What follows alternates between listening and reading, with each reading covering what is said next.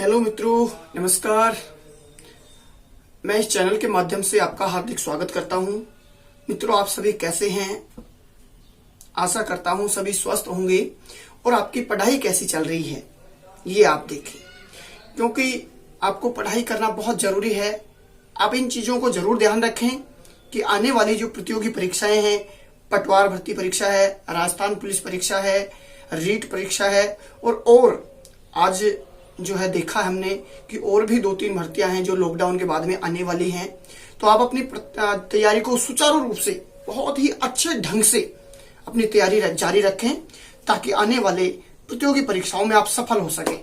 मित्रों, मैं आपसे ये कहना चाहूंगा कि जैसे आज से ये लॉकडाउन है, इसको और थोड़ा कम कर दिया गया है। रात को 9 बजे से सुबह 5 बजे तक का ही लॉकडाउन रखा गया है, कर्फ्यू रखा गया है। कहने का मतलब तो ये तो रखा गया है, लेकिन अपने आप को आप सुरक्षित जरूर रख लें।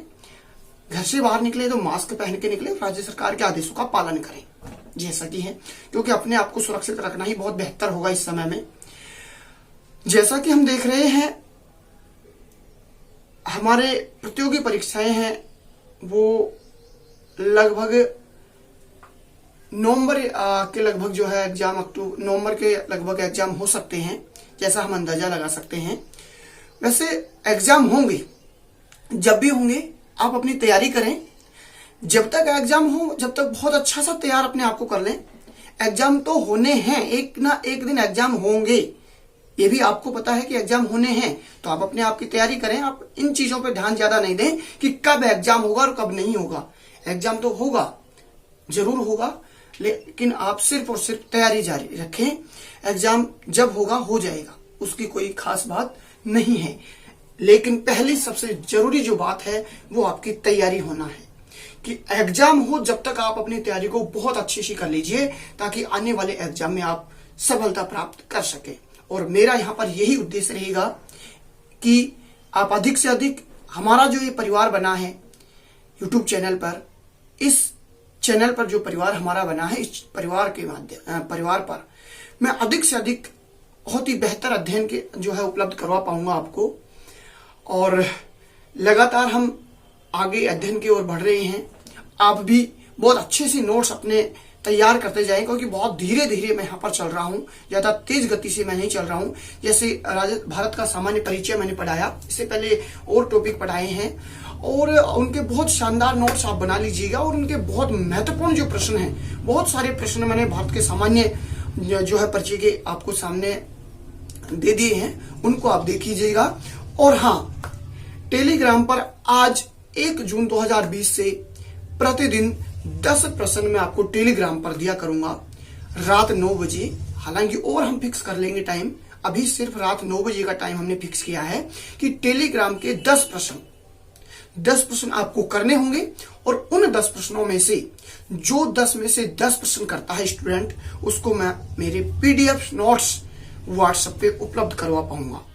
ठीक है, आपने देख लिया होगा फेसबुक पर, मैंने कल अपलोड कर दिया था फेसबुक पर कि पीडीएफ नोट्स, एक झलक दिखाई थी मैंने पीडीएफ नोट्स की। बहुत ही शानदार जो पीडीएफ नोट्स, मैं बहुत मेहनत कर रहा हूँ, रात भर लगा रहता हूँ उनमें। वो सारे नोट्स आपको उपलब्ध करवाए जाएंगे, लेकिन आपको 10 में से 10 प्रश्न हल करने पड़ेंगे। कोशिश करें आप। वैसे पीडीएफ नोट्स मैं सभी को उपलब्ध करवाऊंगा, लेकिन एक दायरा जरूर रखूंगा। इस दायरे को पार करने पर ही आपको पीडीएफ नोट्स प्राप्त कर पाऊंगा।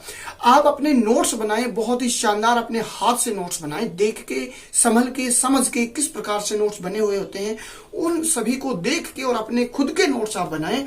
तब जाकर आप बहुत ही बेहतर तरीके से चीजों को याद कर पाएंगे, उनको समझ पाएंगे।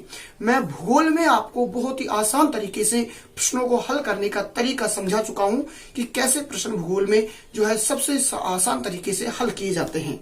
मित्रों, हम ज्यादा समय ना लेकर आज की क्लास के बारे में बात करते हैं कि हमारी आज की जो क्लास होगी, आज की क्लास में हम शुरू करेंगे भारत के भौतिक प्रदेश या भौतिक स्वरूप। हम भारत के भौतिक स्वरूप के बारे में बात करेंगे मित्रों, कि जो हमारा भारत है, इस भारत के भौतिक स्वरूप क्या है। देखिए, क्या है भौतिक प्रदेश? किसी स्थान या स्थल के विभिन्न जो चीजें हैं उनका क्षेत्र विशेष के बारे में अध्ययन करना ही क्या होता है, भौतिक प्रदेश होता है। तो मित्रों, आप जुड़े रहें मेरे साथ और अपने अध्ययन को जारी रखें। तो हम चलते हैं आगे, देख लीजिएगा। हम बात यहां पर कर रहे हैं मित्रों कि भौतिक प्रदेश जो है ये होते क्या है, देख लीजिएगा। प्रदेश का मतलब होता है क्षेत्र विशेष। क्या होगा? क्षेत्र विशेष। ठीक है, क्षेत्र विशेष जो है ये क्या कहलाएगा? प्रदेश। और यहां पर भौतिक का अर्थ अगर मित्रों हम लेना चाहें तो स्थल के उच्चावच, स्थल के उच्चावच। अब स्थल के उच्चावच क्या होते हैं, इनको हम देखना चाहेंगे कि स्थल के उच्चावच क्या हैं। तो देख लीजिएगा मित्रों, स्थल के जो उच्चावच हैं, जैसे मैदान है, पठार है, पहाड़ियां हैं,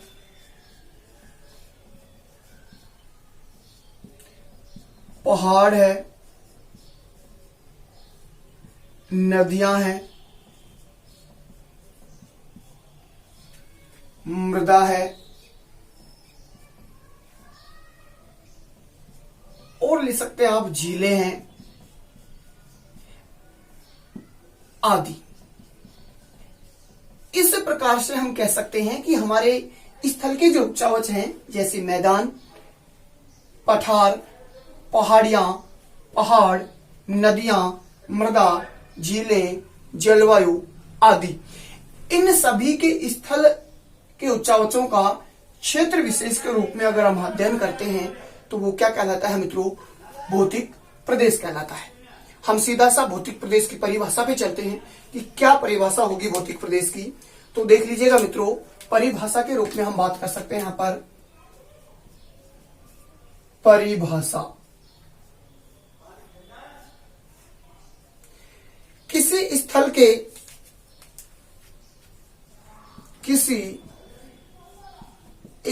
के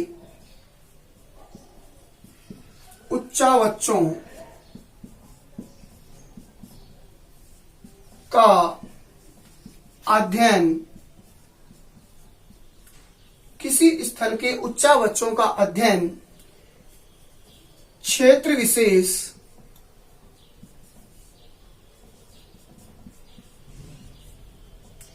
के संदर्भ में, क्षेत्र विशेष के संदर्भ में किया जाता है, तो वह उस क्षेत्र विशेष के भौतिक प्रदेश कहलाते हैं। देख लीजिएगा, भौतिक प्रदेश क्या होते हैं?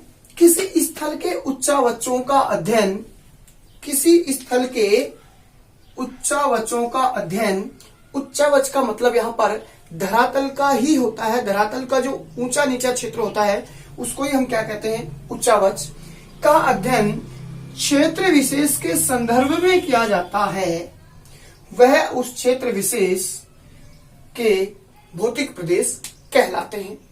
अब जैसे हम यहां पर बात करना चाहें कि कौन से क्षेत्र विशेष के, जैसे हम भारत के क्षेत्र विशेष की अगर हम बात कर रहे हैं, देख लीजिएगा, भारत के जो क्षेत्र विशेष हैं, मान लीजिए भारत के क्षेत्र विशेष के संदर्भ में हम बात कर रहे हैं, तो मित्रों वो हो जाएगा भारत के भौतिक प्रदेश। क्या हो जाएंगे?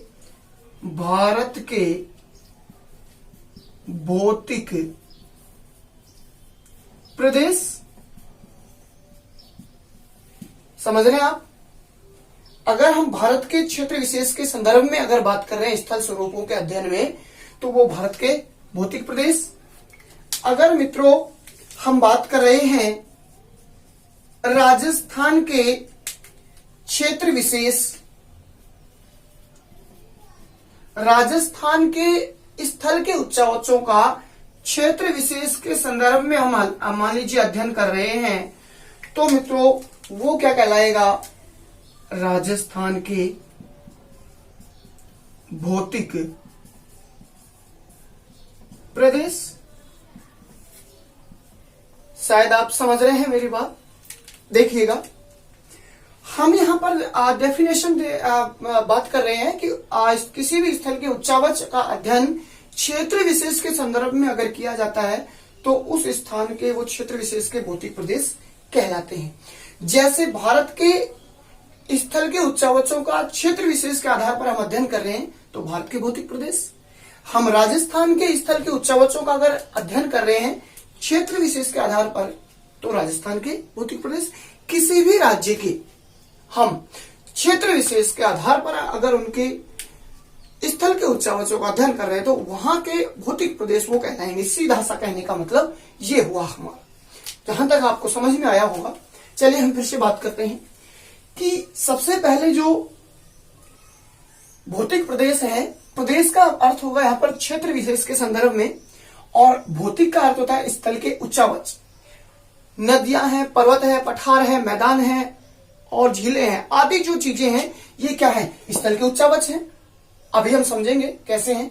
ठीक है, परिभाषा के रूप में हमने सीखा कि किसी स्थल के उच्चावचों का अध्ययन क्षेत्र विशेष के संदर्भ में अगर किया जाता है तो वह उस क्षेत्र विशेष के भौतिक प्रदेश के रूप में जाने जाते हैं। जैसे कि मैंने राजस्थान भारत का उदाहरण दिया है, आप इनको नोट डाउन कर ले जरूर, आपके नोट्स बना ले, बहुत ही शानदार। हम शुरुआत कर रहे हैं भौतिक प्रदेशों की, भारत के भौतिक प्रदेशों की। और मित्रों, मैं एक चीज आपको और बताना चाहूंगा, मैं आपको ये पक्का विश्वास दिलाऊंगा कि कुछ ही समय में आने वाले कुछ दिनों बाद हम राजस्थान के जीके बहुत ही शानदार, क्योंकि विद्यार्थियों की बहुत ज्यादा मांग आ रही है कि राजस्थान जीके आप जरूर शुरू करें। तो मित्रों, मैं आने वाले कुछ ही दिनों में लाइव आकर, क्योंकि जब तक लाइव नहीं आऊंगा जब तक मैं राजस्थान के जीके नहीं पढ़ाऊंगा, क्योंकि बहुत जरूरी है राजस्थान जीके आपको पढ़ना। कि आज की वर्तमान जो प्रतियोगी परीक्षा आने वाली है उनमें राजस्थान जीके का बहुत महत्वपूर्ण योगदान है। तो मैं आपकी राजस्थान जीके जो शुरू करने वाला हूं वो कुछ ही दिनों में लाइव शुरू करने वाला हूं। आप इसमें मेरा सहयोग करें और फिर हम राजस्थान जीके को शुरू करेंगे एक बहुत ही अच्छे तरीके से। कंप्लीट राजस्थान जीके मैं यहाँ पर आपको उपलब्ध करवा पाऊंगा। चलिए, हम भौतिक प्रदेशों की जो है बात कर रहे हैं अभी। ठीक है, तो आप समझ चुके होंगे परिभाषा। किसी स्थल के उच्चावच का अध्ययन अगर क्षेत्र विशेष के संदर्भ में किया जाता है तो वो क्या कहलाता है, उस क्षेत्र के भौतिक प्रदेश के जो है कहलाते हैं। ठीक है, जैसे हमने देखा भारत के स्थल के जो है उच्चावचों का क्षेत्र विशेष के आधार पर अध्ययन किया तो भारत के भौतिक प्रदेश, और राजस्थान के स्थल के उच्चावचों का क्षेत्र विशेष के आधार पर अध्ययन किया तो राजस्थान के भौतिक प्रदेश कहलाएंगे। हम यहाँ पर मित्रों बात कर रहे हैं कि स्थल के जो उच्चावच हैं ये क्या क्या हैं, जैसे पर्वत है, पठार है, मैदान है, नदियां हैं, झीलें हैं। समझा हमने।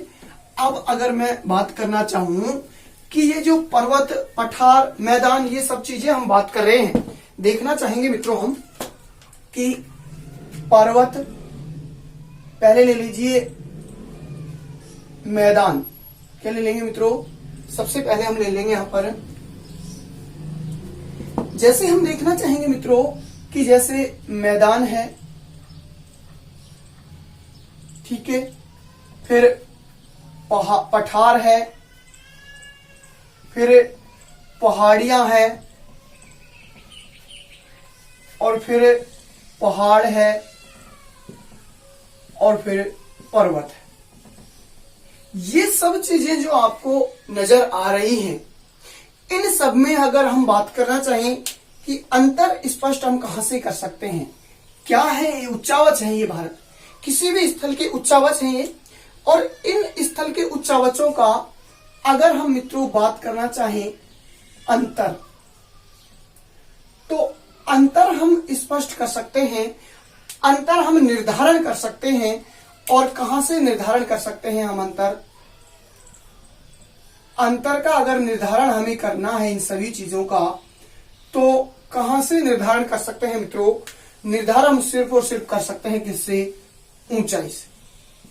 इन सभी उच्चावचों की अगर अंतर का निर्धारण हम कर सकते हैं तो किससे कर सकते हैं, ऊंचाई से कर सकते हैं। हम मित्रों बात करें कि ऊंचाई के द्वारा इन सभी का निर्धारण हम अंतर का स्पष्ट कर सकते हैं। तो इनका जो ऊंचाई का मापन किया जाता है, ऊंचाई का जो मापन किया जाएगा, इसकी अगर हम मित्रों बात करना चाहें ऊंचाई के मापन की, तो ऊंचाई का जो मापन है इसमें हम देखना चाहें, ऊंचाई का मापन समुद्र तल से किया जाता है। कहां से किया जाता है? समुद्र तल। समुद्र तल से ऊंचाई का मापन किया जाता है। इसको इंग्लिश में कह देते हैं सी लेवल। क्या कह देते हैं मित्रों? सी लेवल। ठीक है, यानी हम ऊंचाई का मापन सी लेवल या समुद्र तल से कर पाते हैं। और अगर हम बात करना चाहें हमारे भारत के जो है, भारत में ऊंचाई का मापन या सी लेवल कहां से माना गया है, किसको माना गया है, तो मित्रों हमारे भारत का जो सी लेवल माना गया है वो चेन्नई से लिया गया है। कहां से लिया गया है? चेन्नई से हमारे भारत का सी लेवल लिया गया है। और आपने देखा होगा कहीं भी आप रेलवे स्टेशन वगैरह या कहीं जोहड़ वगैरह के आसपास जाते हैं तो आपको वहां पर लिखा हुआ मिलता होगा समुद्र तल से ऊंचाई इतना इतना इतना। समझ में आया आपको? समुद्र तल से ऊंचाई सी लेवल से। और ये जो समुद्र तल या सी लेवल लिया गया है ये हमारे भारत के लिए कहां से लिया गया है? चेन्नई से लिया गया है। तो मित्रों ये आपको जरूर समझ में आ चुका होगा कि इनके अंतर का निर्धारण अगर करेंगे तो किससे करेंगे? हम ऊंचाई से करेंगे। और ऊंचाई का मापन जो है वो कहां से लिया गया है? समुद्र तल या सी लेवल से। और हमारे भारत का जो सी लेवल है वो कहां से लिया गया है? चेन्नई से लिया गया है। कई बार प्रतियोगी परीक्षाओं में ये पूछा जाता है कि सी लेवल कहां से लिया गया है। चेन्नई से जो है सी लेवल या समुद्र तल जो है लिया गया है। चलिए मित्रों हम बात करना चाहेंगे कि जो सी लेवल है, देखिएगा मैदान, पर्वत, मैदान, पठार, पहाड़ियां, पहाड़ और पर्वत, ये सब चीजें हैं। इनका अंतर अगर निर्धारण कर रहे हैं हम किसके आधार पर कर रहे हैं? ऊंचाई के आधार पर। और ऊंचाई का अगर मापन करते हैं तो किसके आधार पर करते हैं? समुद्र तल या सी लेवल के आधार पर। और हमारे भारत का जो सी लेवल या समुद्र तल लिया गया है कहां से लिया गया है? चेन्नई से लिया गया है। हम देखना चाहेंगे मित्रों कि मान लीजिए ये आपका क्या है? सी लेवल है। ये क्या है? सी लेवल है। ठीक है, और इस सी लेवल से मित्रों हमारे यहां पर अगर हम धरातल की बात करें कि इस सी लेवल से लगभग हम अगर बात करना चाहें तो जो 300 मीटर की ऊंचाई तक है, 300 मीटर की ऊंचाई तक, 300 मीटर की ऊंचाई तक का जो क्षेत्र होगा मित्रों उसको तो कहा जाता है मैदान। क्या कहा जाएगा? मैदान। लेकिन अगर मित्रों हम बात करना चाहें इससे आगे तो 300 से और 600 मीटर तक की जो ऊंचाई का क्षेत्र होगा, 600 मीटर तक, इसको मित्रों कहा जाता है पठार। क्या कहा जाएगा? पठार। ठीक है, और अगर मित्रों हम बात करना चाहें आगे तो 600 से और 1800 जो मीटर तक की ऊंचाई का जो होगा उसको 1800 मीटर तक, कहां तक? 1800 मीटर तक मित्रों ये कहलाती हैं पहाड़ियां। पहाड़ियां क्या कहलाएंगी? पहाड़ियां। और हम बात करना चाहें मित्रों आगे कि 1800 मीटर से और 2700 मीटर तक की जो ऊंचाई का क्षेत्र होगा वो मित्रों कहलाएगा 2700 मीटर तक की ऊंचाई का क्षेत्र, 2700 मीटर तक। ठीक है, और 2700 मीटर तक की ऊंचाई का जो क्षेत्र होगा वो कहलाएगा मित्रों पहाड़। क्या कहलाएगा? पहाड़।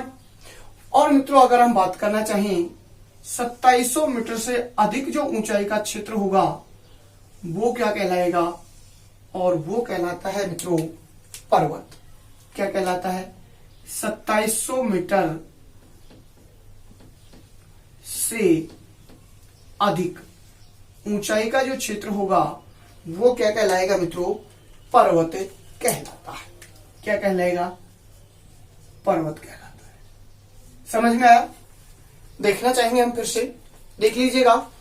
सबसे पहले ये मान लीजिए सी लेवल है, और सी लेवल मैंने आपको कहा कि सी लेवल लिया कहां से गया है, हमारे भारत के लिए सी लेवल चेन्नई से लिया गया है। कहां से लिया गया है मित्रों? चेन्नई से लिया गया है। ठीक है, हाँ देखना चाहेंगे। धरातल से 300 मीटर तक की ऊंचाई का क्षेत्र है, वो क्या कहलाएगा? मैदान कहलाएगा।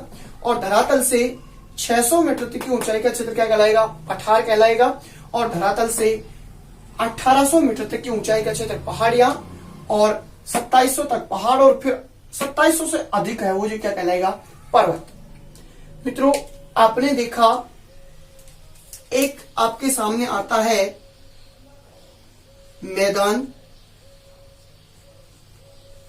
एक आपके सामने आया है पठार, एक आपके सामने आया है पहाड़ या पहाड़ियां, और मित्रों एक आपके सामने आया है पर्वत। हम देखना चाहेंगे, हालांकि मुख्य रूप से अंतर होता है तो ऊंचाई के आधार पर निर्धारण किया गया है, जो अभी हमने देखा है। लेकिन मित्रों हम यहां पर देखना चाहें तो मैदान हमारा जो धरातल है, और जिस पर लगभग समतल क्षेत्र जो पाया जाता है, समतल क्षेत्र, उसको हम क्या कह देते हैं?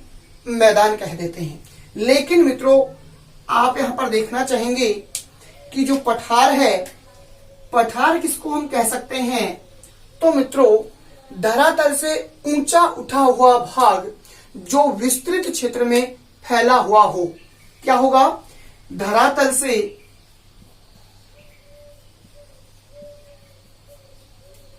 ऊंचा उठा हुआ भाग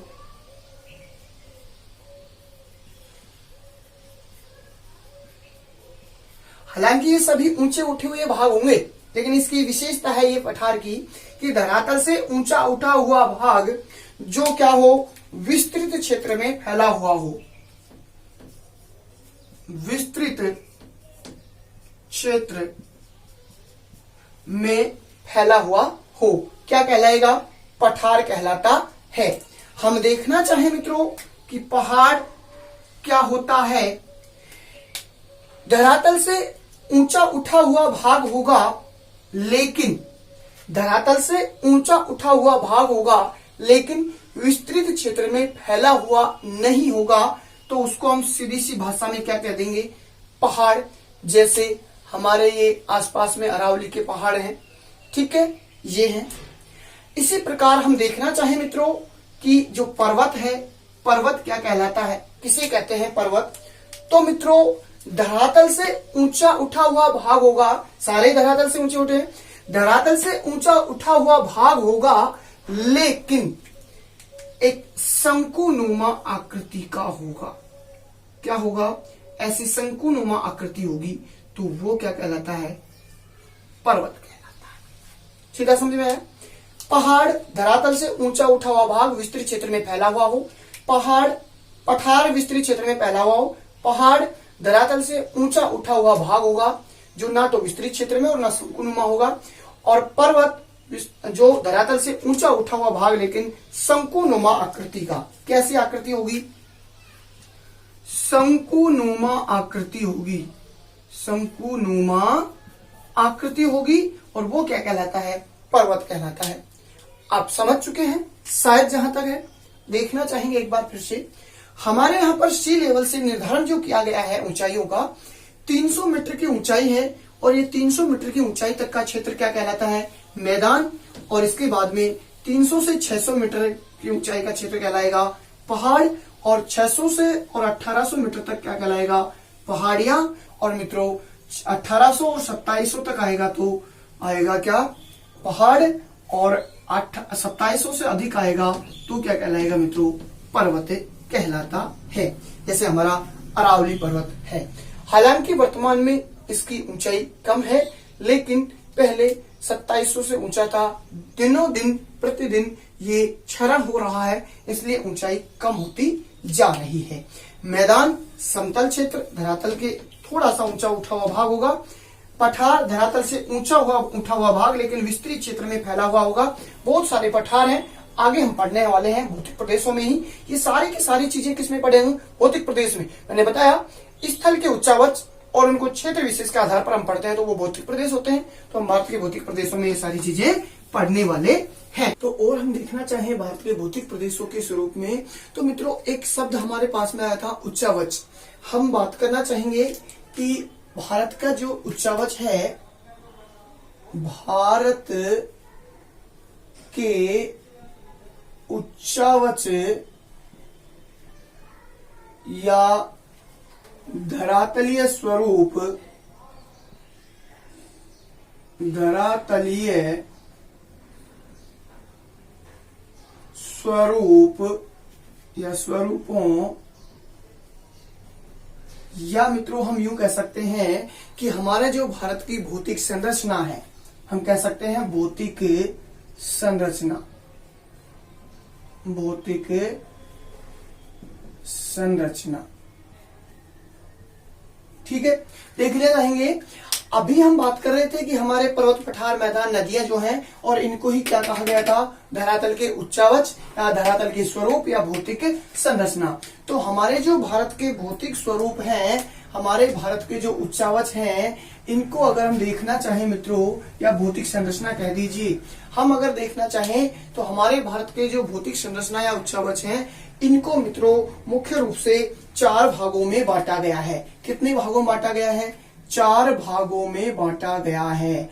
अगर हम बात करना चाहें कि 4 भाग जो हैं भौतिक स्वरूप या भौतिक संरचना या उच्चावच के जो 4 भाग हैं, ये कौन कौन से हैं? तो मित्रों हम देखना चाहेंगे, देख लीजिएगा। सबसे पहला नंबर 1 आता है। नंबर 1 पर्वतीय क्षेत्र। कौन सा है मित्रों? पर्वतीय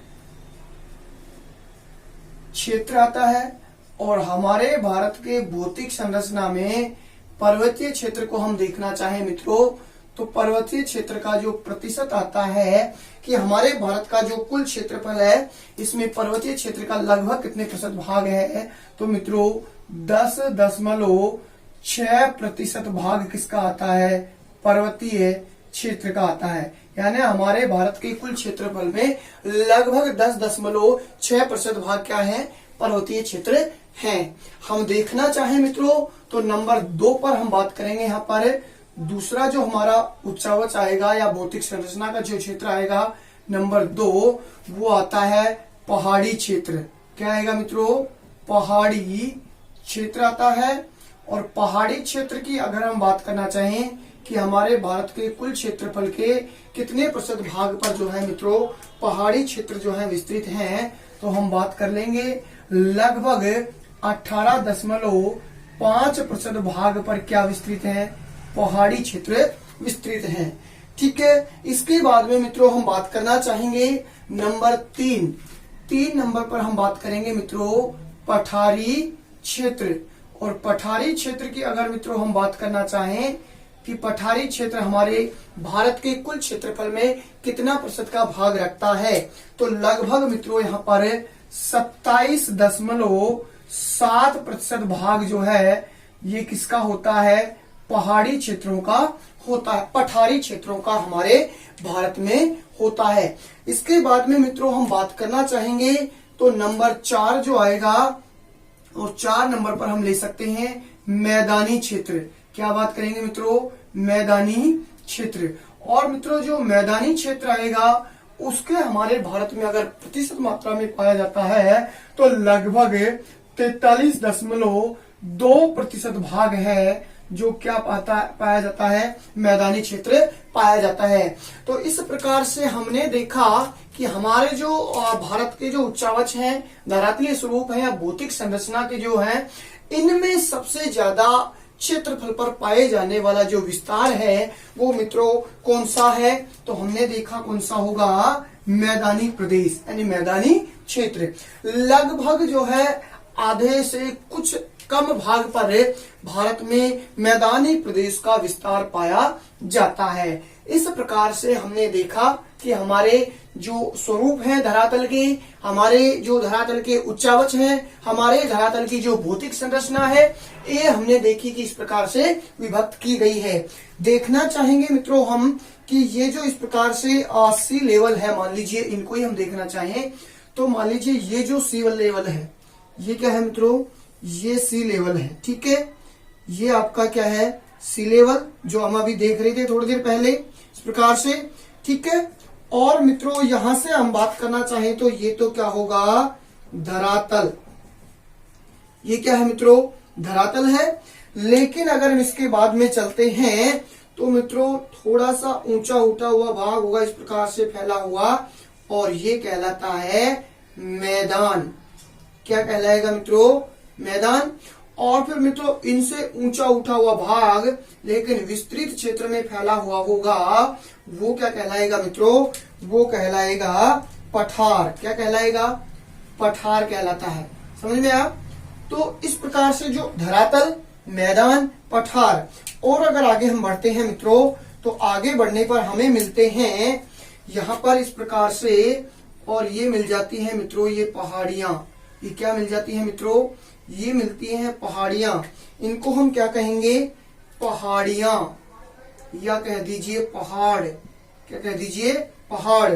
और मित्रों और थोड़ा सा आगे हम बढ़ेंगे तो हमें इस प्रकार से देखने को मिलते हैं, और ये जो देखने को मिलेंगे इस प्रकार से, ये शंकुनुमा आकृति के जो क्षेत्र दिख रहे हैं, और इनको अगर मित्रों हम बात करेंगे तो हम क्या कह देंगे, पर्वत कह देंगे।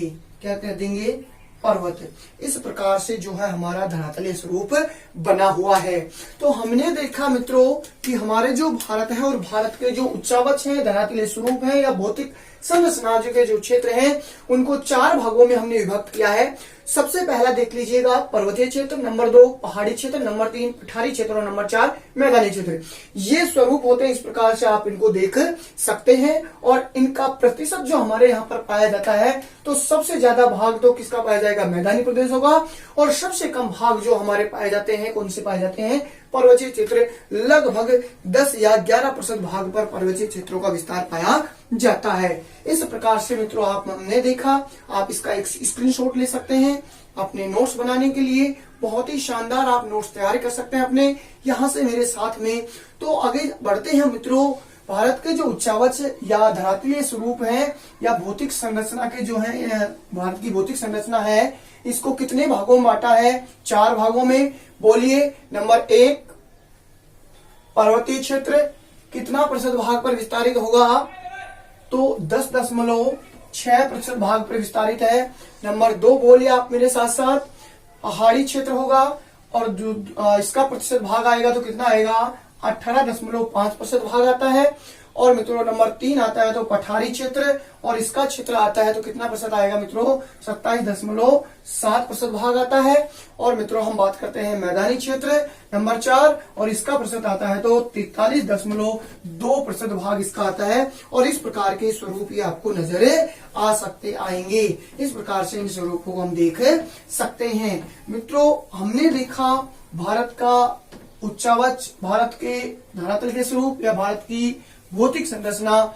हम बात करना चाहेंगे मित्रों कि हम जो टॉपिक पढ़ने जा रहे हैं, भारत के प्रदेश, भौतिक प्रदेश या भौतिक स्वरूप, हम देखना चाहेंगे मित्रों कि हमारा जो भारत का उच्चावच है, क्या देखना चाहेंगे, भारत के भौतिक प्रदेशों की अगर हम मित्रों बात करना चाहेंगे तो भारत के जो उच्चावच हैं, जो हम अभी देख रहे थे, भारत के उच्चावच या भौतिक संरचना जो है, इसके आधार पर मित्रों हम देखना चाहें, इनके स्वरूप के आधार पर, तो मित्रों वर्गीकरण, भौतिक प्रदेशों का वर्गीकरण हम जो देख रहे हैं, भारत के उच्चावच के स्वरूपों के आधार पर वर्गीकरण। मित्रों सीधा सा हम यहाँ पर ये कह सकते हैं कि हमारे भारत के जो भौतिक प्रदेश हैं, और इन भौतिक प्रदेशों का जो वर्गीकरण हम देख रहे हैं, क्या वर्गीकरण, और ये वर्गीकरण किसके आधार पर देख रहे हैं मित्रों? हम देख रहे हैं किसके आधार पर? उच्चावचों के स्वरूप के आधार पर। तो उच्चावचों के स्वरूप के आधार पर मित्रों हम बात करना चाहेंगे तो मुख्यतः 4 भौतिक स्वरूपों में भौतिक प्रदेशों में विभक्त किया गया है। मुख्यतः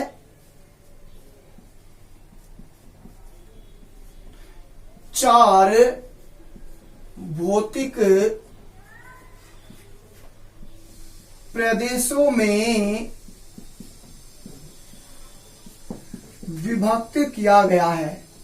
अभी हम बात कर रहे हैं सिर्फ किसके आधार पर? उच्चावच के स्वरूपों के आधार पर। अगर इसका वर्गीकरण किया गया है तो मित्रों कितने भागों में किया गया है? मुख्यतः 4 भागों में किया गया है।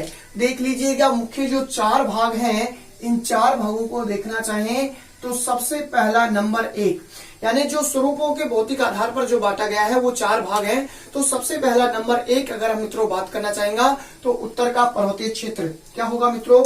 उत्तर का पर्वतीय क्षेत्र। उत्तर का पर्वतीय क्षेत्र होगा। हमने देखा मित्रों कि जो भारत के उच्चावच के स्वरूप हैं, इनके आधार पर हमने जो वर्गीकरण किया है भारत के भौतिक प्रदेशों का, वो मुख्यतः कितने प्रदेशों में विभक्त किया गया है? मुख्यतः 4 भागों में विभक्त किया गया है।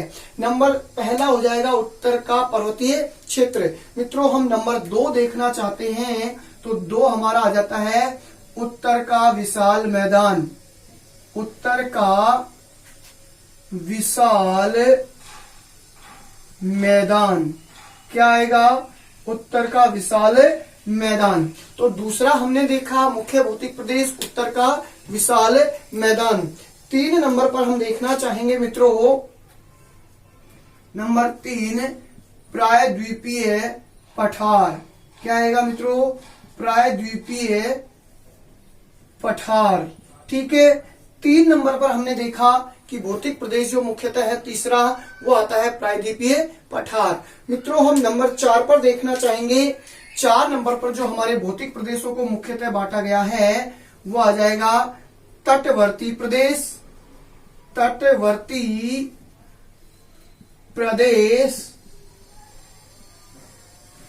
व द्वीपीय प्रदेश या द्वीपीय क्षेत्र या प्रदेश हम कह सकते हैं। तो हमने देखा मित्रों कि इस प्रकार से हमने 4 भागों में किसके आधार पर? उच्चावच के स्वरूप। जो उच्चावच के स्वरूप अभी हम देख रहे थे, पर्वतीय भाग, पहाड़ी भाग, पठारी भाग और मैदानी भाग, उनके आधार पर ही ये मुख्यतः 4 भौतिक प्रदेशों में हमारे भारत को विभाजित किया जाता है। तो ये जो 4 भौतिक प्रदेश हैं इस प्रकार से हमारे भारत के हैं। लेकिन अगर मित्रों यहाँ पर बात करना चाहें तो आप देख लीजिएगा, नोट डाल के सीधा सा इस चीज को ध्यान दें आप कि हमारे भारत के भौतिक प्रदेशों को अगर हम अध्ययन की दृष्टि से देखना चाहते हैं मित्रों, हम बात करें कि अध्ययन की दृष्टि से भारत को अध्ययन की दृष्टि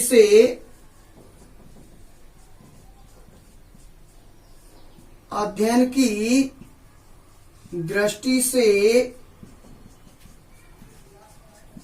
भारत को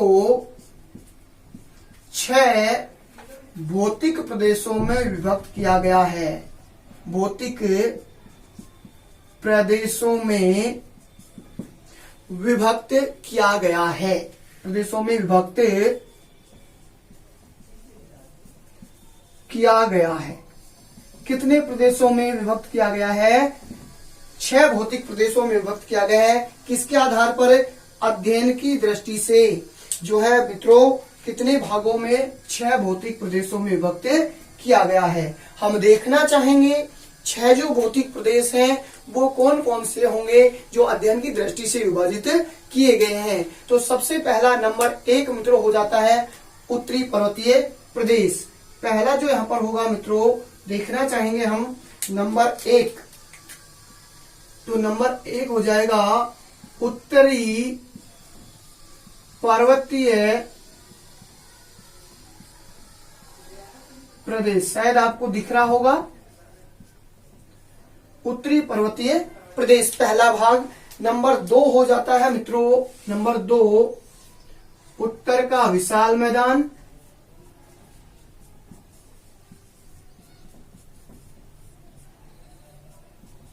या फिर उत्तरी मैदानी प्रदेश कह सकते हैं इसको, उत्तरी मैदानी प्रदेश भी इसको कह सकते हैं। नंबर 3 अगर मित्रों हम बात करना, इस प्रकार 6 भौतिक प्रदेशों को अध्ययन की दृष्टि से हम देख रहे हैं अभी। नंबर 3 अगर मित्रों बात करना चाहेंगे तो थार का मरुस्थल, क्या आ जाएगा मित्रों, थार का मरुस्थल,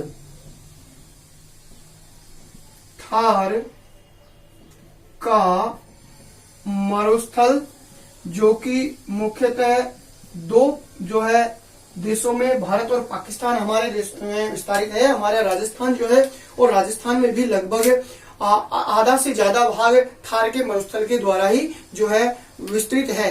यहाँ पर हमारे राजस्थान में सबसे ज्यादा भारत में ये थार का मरुस्थल का विस्तार जो है मित्रों पाया जाता है।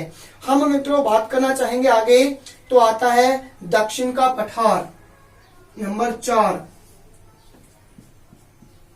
दक्षिण का पठार।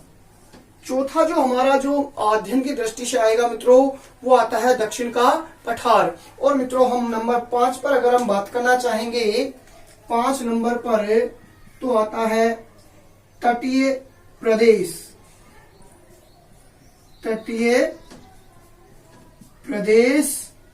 और मित्रों हम बात करना चाहेंगे नंबर 6 पर जो आता है, और 6 नंबर आ जाएगा द्वीपीय प्रदेश या द्वीपीय क्षेत्र, द्वीपीय प्रदेश।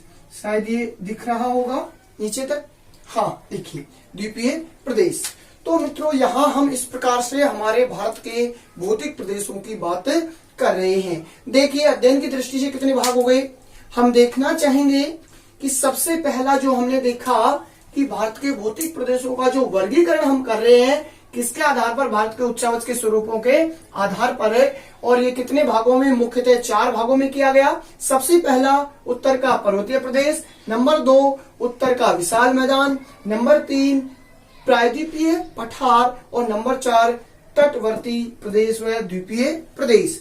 लेकिन मित्रों हम बात करें कि अध्ययन की दृष्टि से भारत को 6 भौतिक प्रदेशों में विभक्त किया गया है। और ये 6 भौतिक जो प्रदेश होंगे, सबसे पहला उत्तरी पर्वतीय प्रदेश, नंबर 2 उत्तर का विशाल मैदान, नंबर 3 थार का मरुस्थल, नंबर 4 दक्षिण का पठार, नंबर 5 तटीय प्रदेश, और नंबर 6 द्वीपीय क्षेत्र। इस प्रकार से हमने हमारे भारत को देखा। हम देखना चाहेंगे मित्रों कि ये जो भारत के 6 भौतिक प्रदेश हैं, ये हमारे भारत में कहां कहां पर जो है फैले हुए हैं। मित्रों हम देख रहे थे भारत के भौतिक प्रदेश, तो इस प्रकार से हमने भौतिक प्रदेशों का विभाजन कर दिया था मुख्यतः 4 भागों में। लेकिन अध्ययन की दृष्टि से हमने कितने भागों में बांटा था, 6 भागों में बांटा था। तो देख लीजिएगा अध्ययन की दृष्टि से जो 6 भाग हैं बहुत ही महत्वपूर्ण है। ये हम पढ़ेंगे एक एक प्रदेश को, भौतिक प्रदेश को।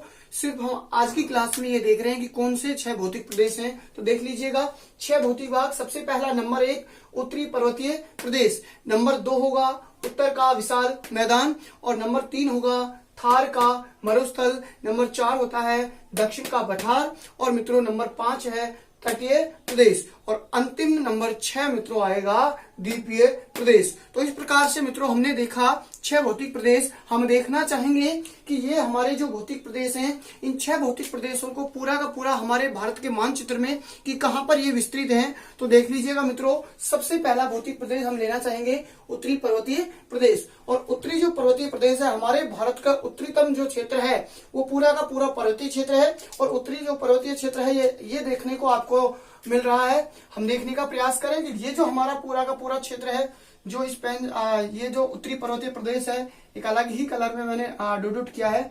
ये वाला क्षेत्र तो कौन सा आ जाएगा मित्रों, उत्तरी पर्वतीय प्रदेश का क्षेत्र आता है नंबर 1। ठीक है, नंबर 2 आता है मित्रों उत्तर का विशाल मैदान। उत्तर का जो विशाल मैदान है मित्रों, इस उत्तरी पर्वतीय प्रदेश के ही जस्ट दक्षिण का भाग, इसके जस्ट नीचे का भाग है ये उत्तर का विशाल मैदान। यानी इन पर्वतीय क्षेत्रों से जो नदियां निकलती हैं और नदियां निकलकर जो मैदानी क्षेत्र का निर्माण करती हैं, वही क्षेत्र क्या कहलाता है? उत्तर का विशाल मैदान कहलाता है। यहाँ से पर्वतीय क्षेत्रों से नदियां निकलती हैं और नदियां निकलकर यहाँ पर मैदानों का निर्माण करती हैं। आगे की क्लासों में हम पढ़ेंगे कि किस प्रकार से नदियों को जो है द्वारा मैदानों का निर्माण हो पाता है। तो यहाँ से निकलने वाली नदियों के द्वारा इस मैदान का निर्माण हो पाया है। ठीक है। नंबर 3 की हम बात करें मित्रों, थार का मरुस्थल। तो थार का जो मरुस्थल है मित्रों, हमारे यहाँ पर जो है ये फैला हुआ है और पाकिस्तान में फैला हुआ है। पूरा सा विवरण हम पढ़ लेंगे थार के मरुस्थल का कि किस किस प्रकार से थार का मरुस्थल है। हम अलग अलग से सारे प्रदेशों का अलग से विस्तृत अध्ययन करेंगे आगे की क्लासों में। आज सिर्फ इतना ही देखिए कि कहाँ पर ये विस्तृत है। नंबर 4, दक्षिण का पठार। हमारे भारत के अंतर्गत जो उत्तर का विशाल मैदान है, इसके दक्षिण का जो भाग है, ये भाग मित्रों, ये जो रेड आपको दिखाई दे रहा है, ये है उत्तर का, ये दक्षिण का पठार। क्या है मित्रों? ये दक्षिण का पठार, नंबर 4।